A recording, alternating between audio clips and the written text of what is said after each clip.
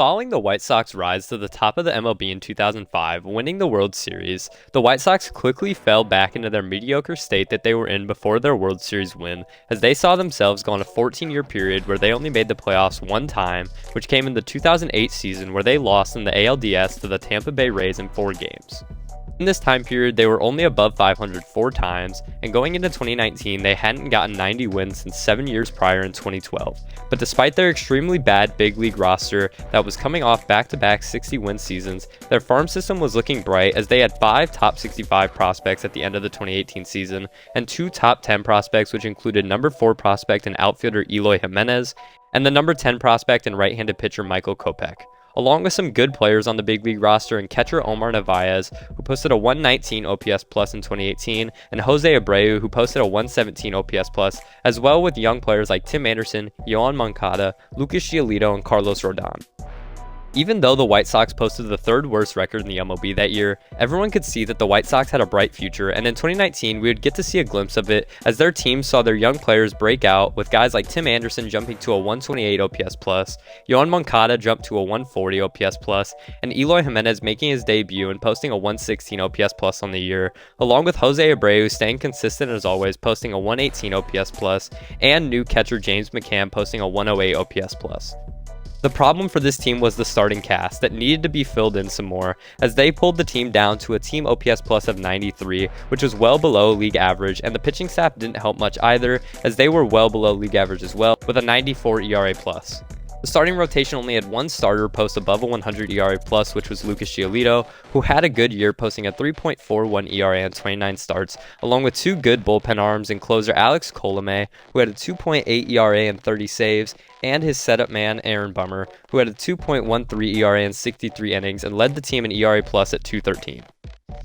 Even with all this bright talent though, the team still failed to go 500, only winning 72 games and losing 89, but in 2020 they would break their drought as they won 35 of the 60 games played, behind the 7th best offense in the league in 2020, with a 112 team OPS plus behind the AL MVP of the shortened season and Jose Abreu, who posted a great year with 165 OPS plus and 19 homers, while batting .317, and right behind him there was 2 great hitters as well, and Tim Anderson, who had a 140 OPS plus and continued his breakout, along with second-year player Eloy Jimenez, who had a 139 OPS plus and looked like one of the best young power hitters in the league, as he already had 45 homers in his first 177 games.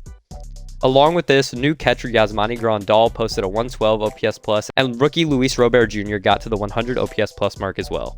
And the pitching staff was even better, posting the 5th best staff ERA plus with 118, and they had 10 pitchers post above 100 ERA pluses, and the 2 best being closer Alex Colomé once again having a great year, posting a 5.58 ERA plus with 16 saves, and ace Dallas Keuchel in his first year on the South Side posting a 2.24 ERA plus in 63 innings, and 3 other starting pitchers posting above 110 ERA pluses. Despite all this, the White Sox would lose in the AL Wildcard Series versus the Oakland Athletics in 3 games, but in that year's offseason, the front office would get to work as they saw their window opening, so they traded Dane Dunning and Avery Weems for Lance Lynn, who was coming off back-to-back seasons of 135 ERA pluses, along with the White Sox bringing in one of the best closers in baseball the prior 2 years in Liam Hendriks, who had a below 1.8 ERA in 2019 and 2020. The White Sox looked geared to make a big playoff push, for the first of which since 2005, and they would not disappoint in the regular season, as they had the number 4 pitching staff in the league with a 118 ERA plus as a team, and the 7th best offense by OPS plus at 106. They had a great starting rotation that featured 4 pitchers with above 110 ERA pluses, and 2 ace caliber pitchers in Lance Lynn and Carlos Rodon, who both posted below 2.7 ERAs, along with a no-hitter and an almost perfect game from Carlos Rodon. Liam Hendriks was also great from the closer role, as he had 38 saves and a 2.54 ERA, and the rest of the bullpen was also great as they featured 5 other pitchers with above 125 ERA pluses.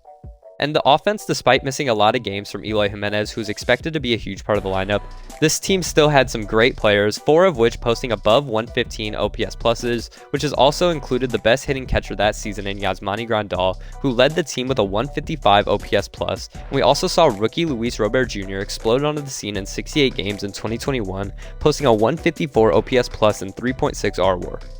With all of this, the White Sox ran away in the AL Central, winning 93 games and facing the Houston Astros in the ALDS. But sadly for White Sox fans, they would lose once again in 4 games this time, and the White Sox went into the offseason disappointed but looking to build upon this season. So in the offseason, they brought in another good reliever in Kendall Graveman and some more depth players, but lost a crucial starting pitcher in Carlos Rodon, but the hope was Michael Kopech could step in from the bullpen and fill his role. Going into 2022, the White Sox were expected to once again dominate the AL Central and win it easily, and were expected to be in the play for the AL pennant due to their hype around their lineup with names like Jose Abreu, Luis Robert Jr., Eloy Jimenez, Tim Anderson, Yoan Moncada, and Yasmani Grandal, along with a good pitching staff.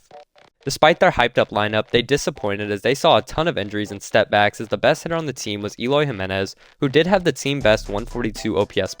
but he only played in 84 games, along with Luis Robert Jr. failing to build upon his rookie year as he fell to a 111 OPS+ in only 98 games, and behind him was Tim Anderson, who also fell off slightly down to a 109 OPS+ in only 79 games, and the two who really fell off were Yoan Moncada and Yasmani Grandal, as Moncada had a 78 OPS+ in 104 games, and Grandal posted a 65 OPS+ in 99 games. This is why the team finished with a below average lineup at 98 OPS+, and the pitching staff couldn't carry the load as they were just average with a 100 ERA+, which really only got there because they had the AL Cy Young runner-up in Dylan Cease, who had a 2.2 ERA in 184 innings and 227 strikeouts. The rest of the staff was pretty mediocre, as the second best pitcher was a 36-year-old Johnny Cueto with a 3.35 ERA, followed up by a decent season from Michael Kopech with a 3.54 ERA, but Lance Lynn would drop off back to an average pitcher with an ERA of 3.99, and Lucas Giolito completely sucked, posting his worst ERA at 4.9.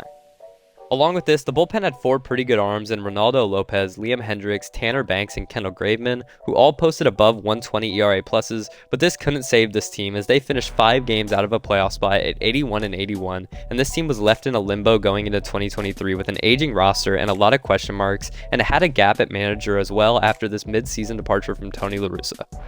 Going into the season, they hadn't really changed much other than losing their staple of their offense in Jose Abreu, who had 9 straight seasons of 114 OPS+ or better, and to help fill this gap, they brought in Andrew Benintendi and then were hoping to move Andrew Vaughn to first. This change didn't really help anything though, as the White Sox continued to fall even more, as they looked like their mid-2010s teams once again, as on July 30th they were 43-64, which is why the White Sox decided to blow it up at the trade deadline, as they traded away reliever Kenyon Middleton, infielder Jake Berger, who is actually the team's second best hitter by OPS+ at 113, and pitchers Lance Lynn, Lucas Giolito, Reynaldo Lopez, Kendall Graveman, and Joe Kelly. It was officially torn down as the roster that had only been built 3 years prior and was expected to be a World Series contender had turned into 2 early playoff exits and nothing else to show for it.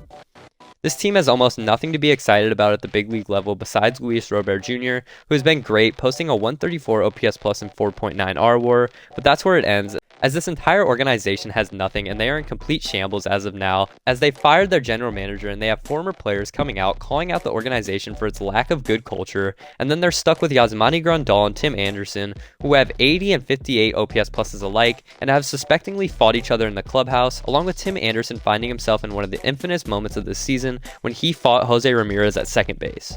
For a team that was once so promising to now being a laughingstock of the MLB and with no true direction for the organization, it's hard not to look at the lost potential of the Chicago White Sox and just be in disarray at what could have been. If you guys did enjoy today's video, please make sure to like and subscribe, and I'll see you guys in the next one. Peace out.